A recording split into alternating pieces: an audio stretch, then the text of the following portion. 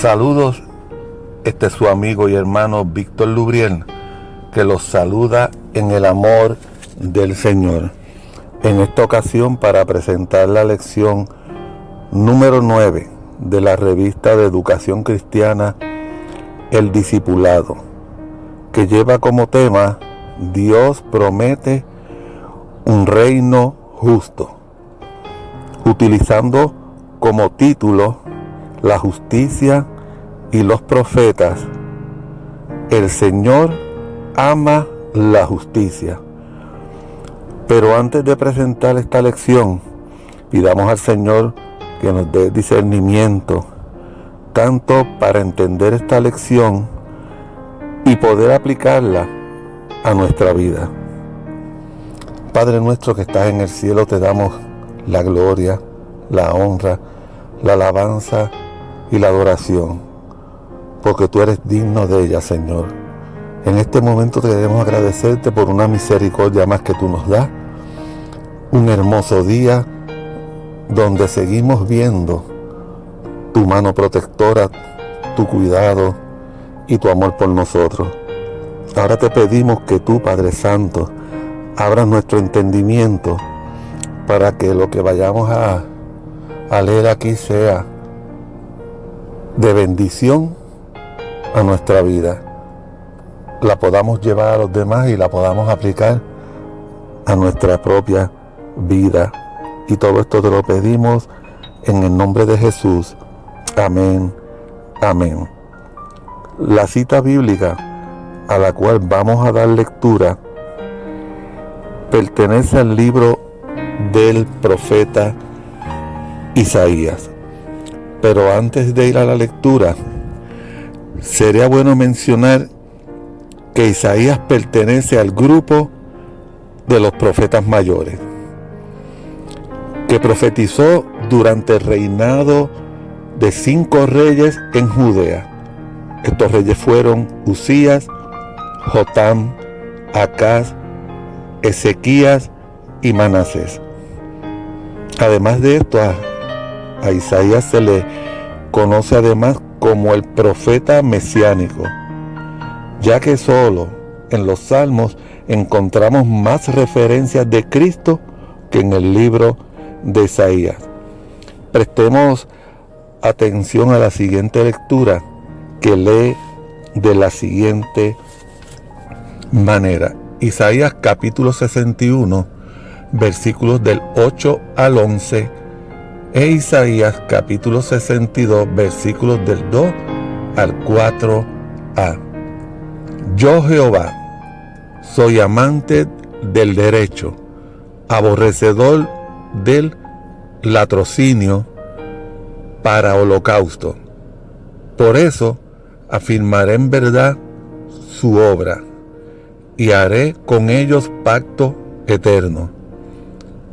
La descendencia de ellos será conocida entre las naciones y sus renuevos en medio de los pueblos.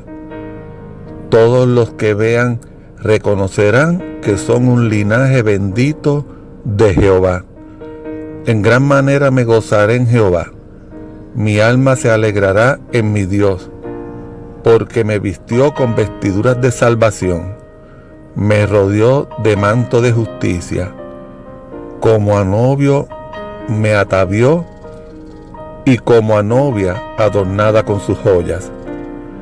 Porque como la tierra produce su renuevo y como el huerto hace brotar su semilla, así Jehová el Señor hará brotar justicia y alabanza delante de todas las naciones.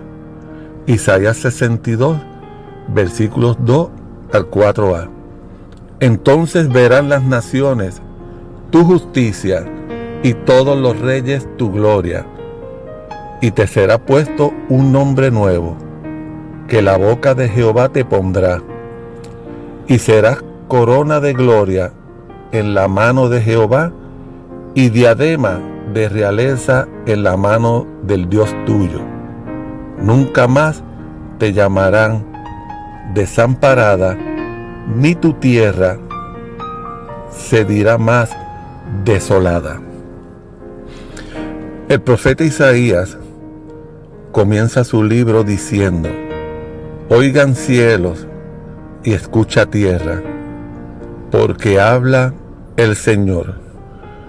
Igual que otros profetas del Antiguo Testamento, él habla en nombre del Dios al acusar a la nación como pecadora, inicua, llena de malhechores y depravados. Tuvo contacto directo con reyes y sacerdotes, encontrando oposición en ambos grupos. A veces se encontraba con la necesidad de apartarse por un tiempo. Algo que lo distingue fue tener una relación muy personal con Dios, al igual que Abraham, Moisés y David. En los primeros capítulos de Isaías, Jerusalén aún no había sido destruida y el reino del sur estaba por ser invadido por los sirios. Para los judíos, el tiempo de Cristo, este libro era fundamental. Y para el mismo Jesús. El ministerio de Isaías comenzó el año en que murió el rey Usías, quien había traído al pueblo de Israel su mayor periodo de prosperidad económica y comercial. Sin embargo, el contraste entre los ricos y los pobres había llegado a un nivel alarmante. El contraste que presenta el libro del profeta Isaías no era solamente en lo físico y material, sino en lo espiritual. Los primeros capítulos de Isaías no son solamente un llamado a la nación para que reconozcan su pecado, sino un llamado de Dios para que vuelvan a Él. Dios había establecido su pueblo como hijos y los había engrandecido, mientras ellos persistían en su rebeldía contra Él. Abandonaron al Señor y con desprecio habían vuelto atrás. Dios pide que escuchen su palabra. Escuchar a Dios, conocerlo. Y Dios dice que Israel no le conoce. El problema es peor. Ellos no solamente desconocen a Dios, sino que tampoco entienden la clase de relación que Dios quiere como padres e hijos. Cuando el Señor dice: vengan y razonemos juntos, desea que se purifiquen, que se libren de su maldad y que comiencen una vida comprometida a hacer el bien, que busquen lo que es correcto. Y específicamente menciona la defensa de los huérfanos y el amparo para las viudas.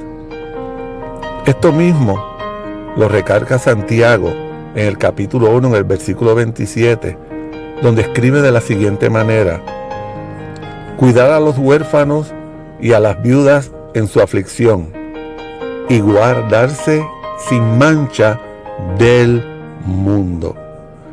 El Señor demanda que escuchen la palabra de Dios, que obedezcan la ley de Dios. Dios no quiere sacrificios que se ofrecen en manos manchadas con la sangre de sacrificios vacíos, sin significado. Dios pide que vengan a Él para razonar.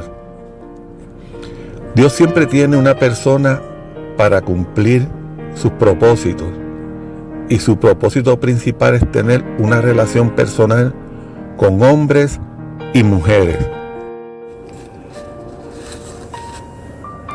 En el Antiguo Testamento, su relación era con el pueblo, pero no significa que cada individuo tenía una responsabilidad personal.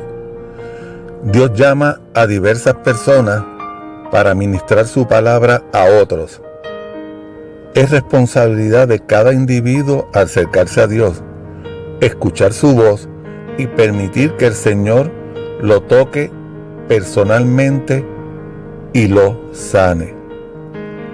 En el capítulo 61 podemos ver el verdadero corazón de Dios.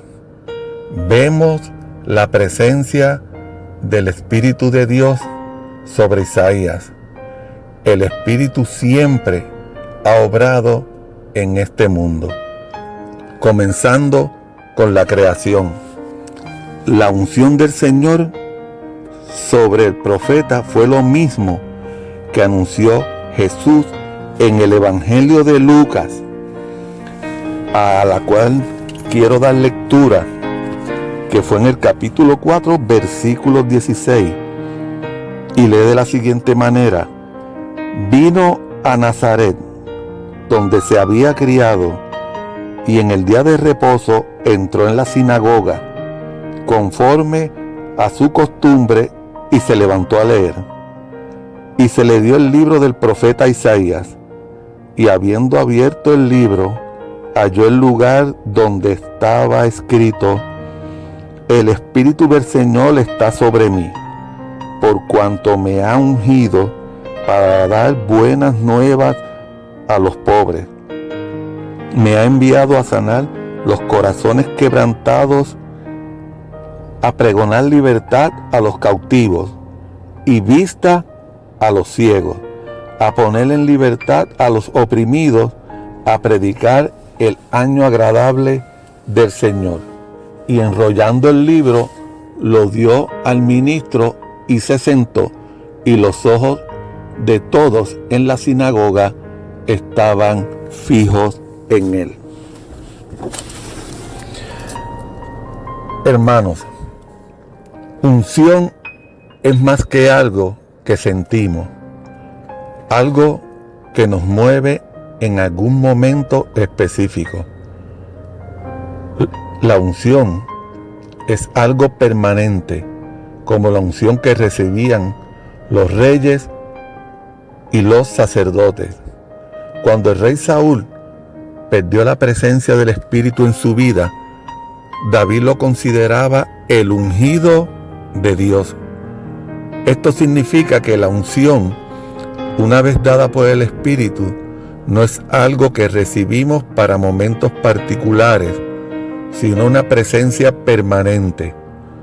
La unción, en este sentido, es un mandato para cumplir los propósitos de Dios. La unción, como pudimos ver, permanece.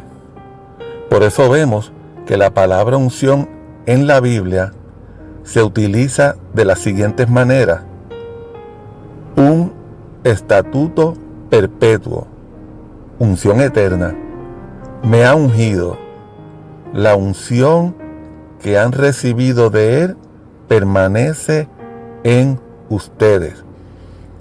Unción es una comisión para hacer algo.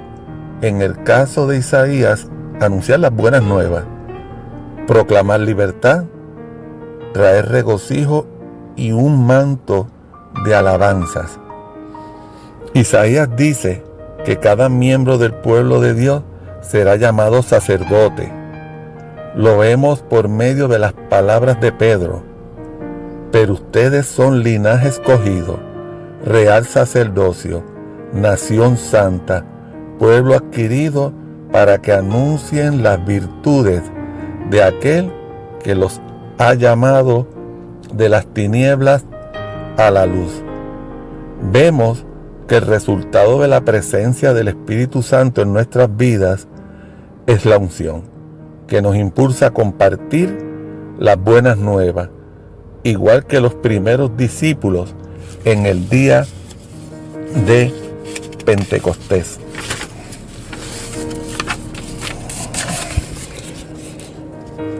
Por el profeta, Dios pide que escuchen su palabra.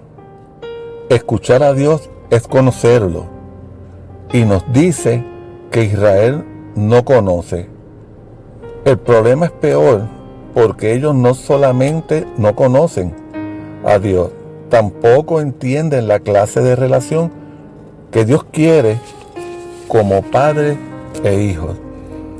Cuando el Señor dice, vengan y razonemos juntos, desea que se purifiquen, que se libren de su maldad y que comiencen una vida comprometida a hacer el bien, que busquen lo que es correcto y específicamente menciona la defensa de los huérfanos y el amparo para las viudas.